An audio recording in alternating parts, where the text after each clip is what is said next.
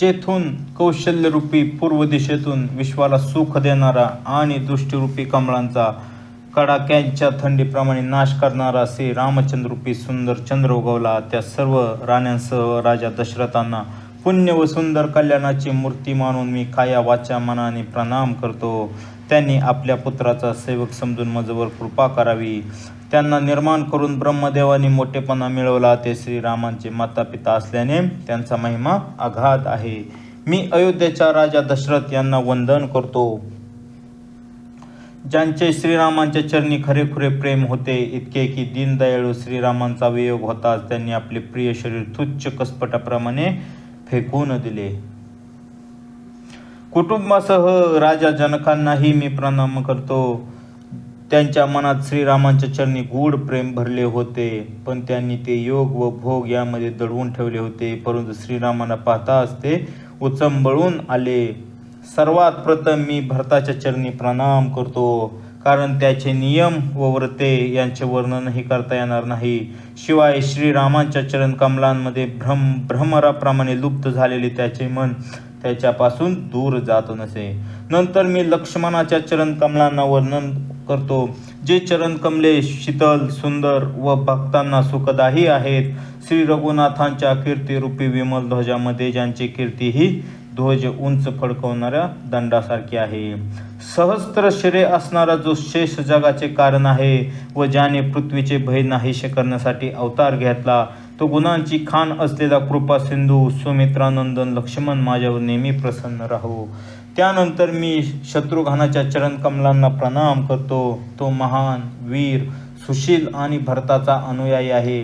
मी त्या महावीर हनुमानालाही विनंती करतो की ज्याच्या कीर्तीचे वर्णन स्वतः श्रीरामचंद्राने आपल्या मुखाने केलेले आहे, त्या वायुसूत श्री हनुमानालाही प्रणाम मी करतो, जो दुष्टरूपी वनाला भस्म करणारा अग्नी आहे. तसेच जो ज्ञानघन असून ज्याच्या हृदय मंदिरात धनुष्यबाण धारण केलेले श्रीराम निवास करतात.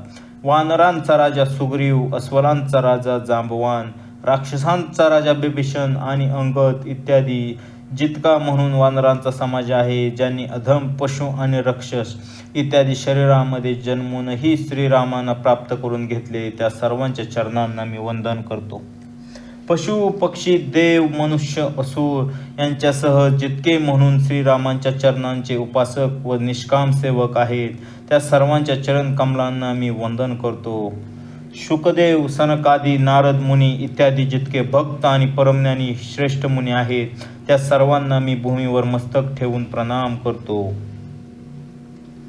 हे मुनीश्वरांनो, तुम्ही सर्वजण मला आपला दास समजून माझ्यावर कृपा करा.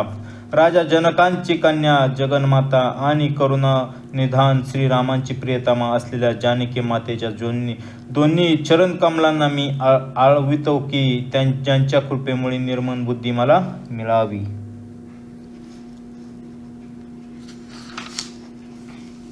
त्यानंतर मी कमलनयन धनुष्यबाण धारण करणाऱ्या, भक्तांची संकटे दूर करणाऱ्या व सर्वांना सुख देणाऱ्या श्रीरामांच्या सर्व समर्थ चरण कमलांना काया वाचा मनाने वंदन करतो.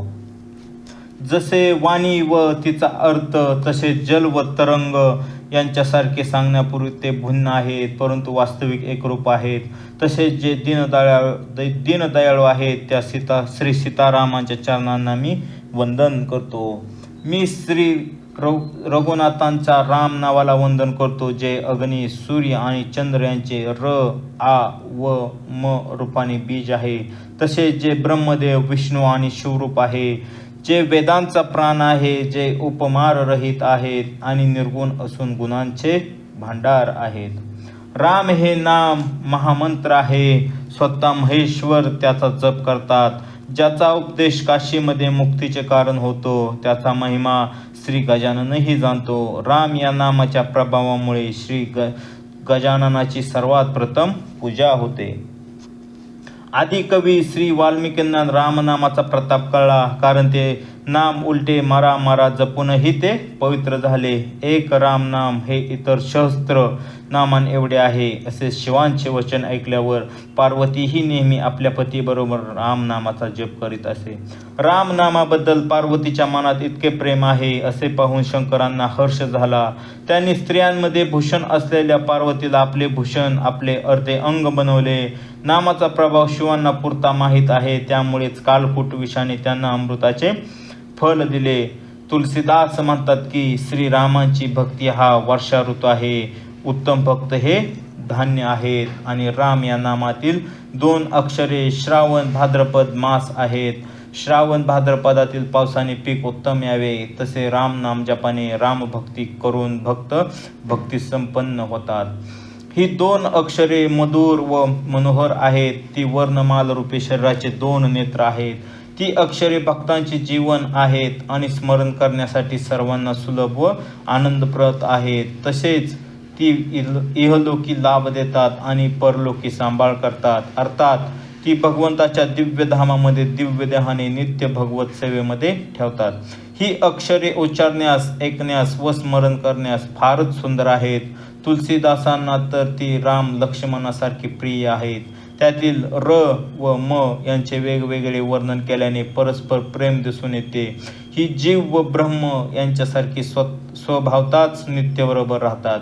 दोन्ही अक्षरे ही नर नारायणाप्रमाणे प्रेमळ भाव आहेत. ही जगाचे पालन आणि विशेषतः भक्तांचे रक्षण करणारे आहेत. ही अक्षरे भक्तिरूपी सुंदर स्त्रीच्या कानांतील सुंदर कर्णफुले आहेत आणि जगाचे हित करणारी तेजस्वी चंद्र सूर्य आहेत. ही मोक्षरूप अमृताच्या गोडीसारखी व तृप्तीसारखी आहेत. ती कूर्म व शशाप्रमाणे पृथ्वीला धारण करणारे आहेत. भक्तांच्या मनरूपी सुंदर कमळात विहार करणाऱ्या भ्रमरांप्रमाणे आहेत. जीभरूपी यशोदेला श्रीकृष्ण आला आणि बलराम यांच्यासारखी आनंद देणारे आहेत.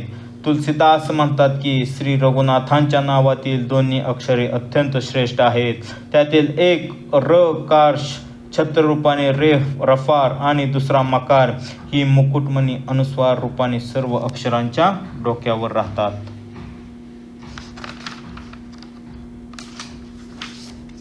तसे पाहिले तर नाम आणि नामी दोन्ही एक रूपच आहेत, परंतु दोघांमध्ये स्वामी आणि सेवक यांच्याप्रमाणे प्रेम आहे. स्वामीच्या मागे सेवक चालतो, त्याचप्रमाणे नामामागे नामी चालतो. प्रभू श्रीराम राम हे नाम घेताच तिथे येतात. नाम आणि रूप या दोन्ही ईश्वराच्या उपाध्या आहेत.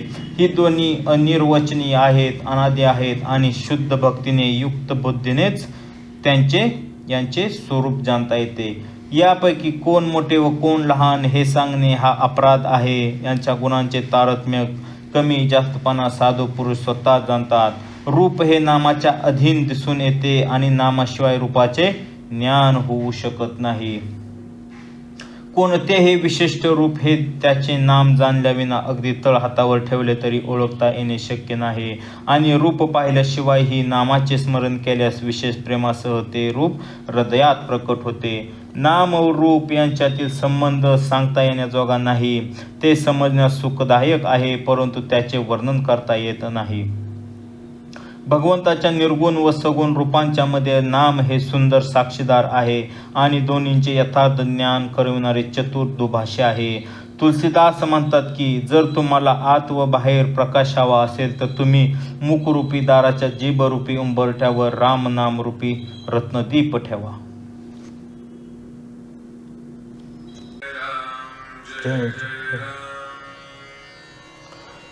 श्री राम जय जय राम. श्री राम जय जय राम.